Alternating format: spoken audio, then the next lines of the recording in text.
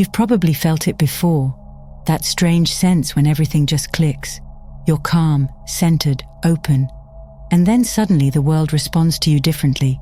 People smile more, ideas flow, solutions appear out of nowhere. What's happening isn't random, it's your consciousness syncing with a higher frequency. Reality, in its rawest form, isn't solid or static. It's energy, vibrating, pulsing, alive. And your internal state, your thoughts, beliefs, emotions, acts like a tuning fork that decides what kind of energy you attract. Carl Jung called it the collective unconscious, a vast field of information that connects every human being, shaping how we see and experience the world. You're constantly interacting with this field, even if you're not aware of it. Every thought you think, every feeling you hold, sends ripples through this energetic ocean, aligning you with certain patterns and possibilities. When your vibration is low, you tune into frequencies of limitation, fear, and stagnation. When your vibration rises, your awareness expands, and suddenly you see doors where before there were only walls. But here's where most people get lost. They think high vibration means feeling good all the time, always positive, always grateful, always smiling, and so they try to fake it. They plaster affirmations over deep wounds. They smile through sadness. They pretend they're enlightened while quietly feeling disconnected inside. But that's not high vibration. That's denial dressed up as spirituality. True high vibration begins where honesty begins, with seeing where you really are. Because low vibration isn't a punishment. It's a signal, a feedback system from consciousness itself saying something in you is misaligned. And until you learn to listen to that signal instead of judging it, you'll keep repeating the same emotional loops, wondering why you can't seem to rise above them. So instead of trying to escape the low vibration through force, the real path begins with awareness, with gently asking, what is this emotion trying to show me? And that question, if asked sincerely, marks the beginning of your exit from survival mode and your entry into what can only be called creator mode. Let's be honest, most people don't raise their vibration, they suppress it. They confuse emotional suppression with spiritual mastery. They've been told that to manifest good things, they have to stay positive no matter what. So they turn every uncomfortable emotion into an enemy. But here's the problem. Whatever you resist persists. You can't fight your way into higher frequency. You can only accept your way there. Imagine your emotions like waves on the surface of the ocean. When you're in low vibration, you're thrashing around, trying to stop the waves. When you awaken, you realize you were never the waves, you were the ocean all along. The real you is the awareness watching the waves rise and fall. When you can say, there is anger, instead of I am angry, you create space between you and the emotion. That space is the higher vibration. It's what the mystics called the witness. The Hermetic philosophers described it as the principle of rhythm, the universe's heartbeat. Everything swings like a pendulum. Highs follow lows, light follows dark. Trying to stay at one extreme only creates more tension. Real balance means letting the pendulum swing without losing your center. When you stop judging yourself for feeling bad, you stop reinforcing the vibration of guilt and shame. Acceptance, not avoidance, becomes the doorway to expansion. Modern science even supports this. Quantum physics shows us that matter is energy vibrating at different speeds. The slower the vibration, the denser and heavier the experience. The faster it vibrates, the lighter, freer, more connected it feels. So when you accept your emotions, rather than resist them, you're not just being spiritually wise. You're literally shifting the rate of energy moving through your body. So here's the paradox. To escape low vibration, you have to stop trying to escape it. You breathe, you feel, you stay. You let the storm pass through instead of fighting it. And when you do, something remarkable happens. Your vibration naturally begins to rise on its own. You might be wondering, how does any of this actually work? How can something invisible like consciousness change your reality? Here's where science and spirituality finally meet in the same room. Neuroscience and quantum physics are beginning to confirm what ancient mystics have always known. Everything, at its core, is energy, and that includes you. Your thoughts, emotions, and beliefs aren't abstract. They're vibrational signals being broadcast into the universe, shaping the field of possibilities around you. When you operate from fear, you tune into limitation. When you shift into love and clarity, you start resonating with higher frequencies that naturally organize reality in your favor. You don't force change, you attract it through coherence. Every thought creates a chemical and electrical ripple through your body. Your nervous system records these ripples and eventually builds habits around them. The emotional states you repeat, whether it's anxiety, peace, or empowerment, literally sculpt your brain. When you stay stuck in low vibration, your mind wires itself to expect struggle and filter life through survival. But when you pause, breathe, and observe instead of react, you interrupt that old loop. It's not just poetic, it's neurological.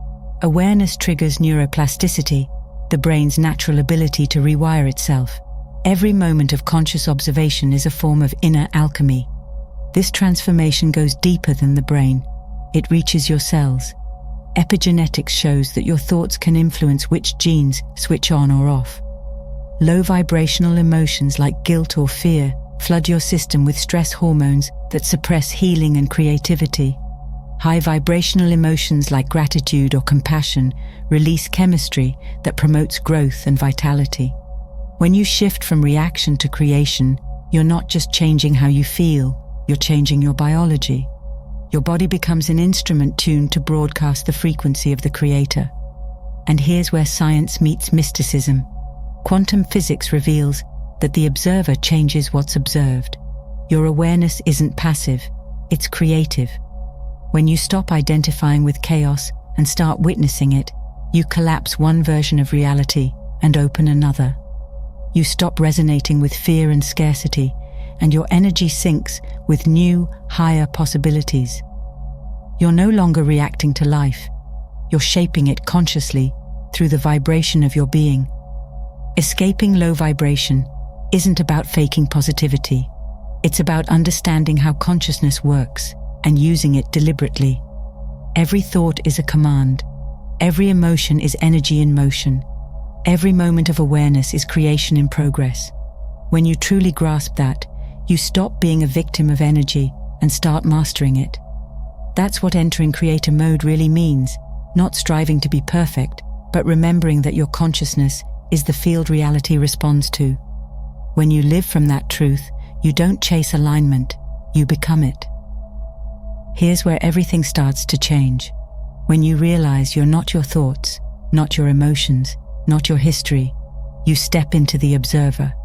And the moment you do, your entire experience of reality rearranges itself.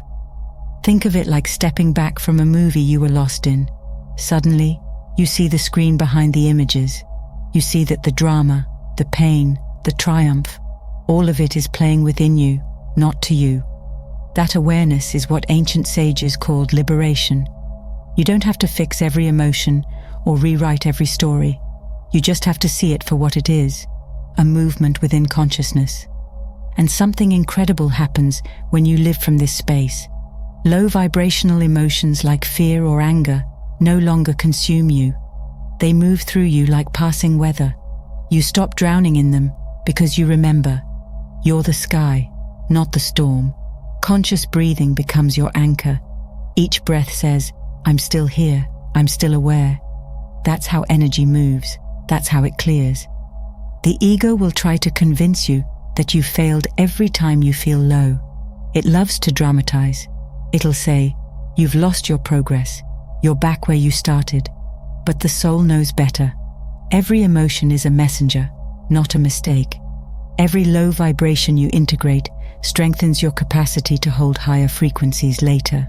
That's how you build vibrational stability. Creator mode isn't some mystical power you gain. It's the natural state that reveals itself once you stop identifying with the lower patterns. You start to operate from awareness instead of reactivity. You speak consciously. You move deliberately. You stop leaking energy trying to control outcomes and start radiating presence that shapes outcomes. So how do you stay in this state? How do you actually live as the creator of your vibration instead of slipping back into reaction mode? The answer isn't perfection, it's presence. Creator mode isn't something you achieve once and keep forever. It's something you choose, moment by moment, especially when it's hardest to.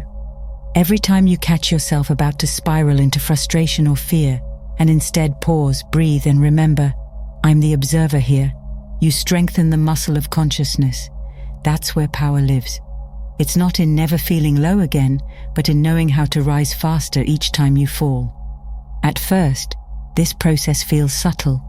You start noticing that your triggers don't hit as hard. Conversations that used to drain you now leave you calm. You stop chasing validation, stop explaining yourself to people who can't meet you where you are. Because when your frequency stabilizes, you stop vibrating at the level of confusion and drama. You begin resonating with clarity and truth, and that clarity attracts people, opportunities, and situations that match your new state effortlessly. You become magnetic, not through effort, but through coherence. The universe always mirrors your energy. It can't do otherwise.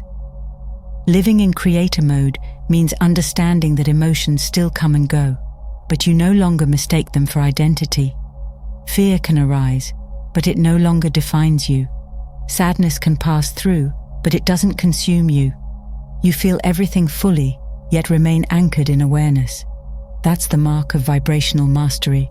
You don't deny your humanity. You expand your consciousness enough to hold it all. You're both the wave and the ocean, the movement and the stillness behind it. And from that space, life stops being something that happens to you and becomes something that happens through you. This shift is also practical. You start speaking differently, thinking differently, even walking differently. Words carry energy, and you begin to notice how every thought, every tone, every reaction either feeds creation or fuels chaos. So you choose words that uplift, thoughts that build, and actions that align. Not because you're trying to be good, but because you understand energy now. You know that everything you think or say ripples out into the collective field. Living as the creator of your frequency means becoming intentional about what you broadcast into that field, because you finally grasp that it always comes back. And maybe the most beautiful part, you stop chasing outcomes. You realize that manifestation isn't about control, it's about alignment. When you're in creator mode, you no longer need proof that your energy is working. You feel it. You trust it. The synchronicities, the flow, the moments of grace, they're just reflections of your inner stability. You don't force reality to change. You let it respond naturally to who you've become. Escaping low vibration was never about escaping at all. It was about remembering your power to create from the inside out. And when you live from that remembrance, every breath, every choice, every heartbeat becomes a quiet act of creation.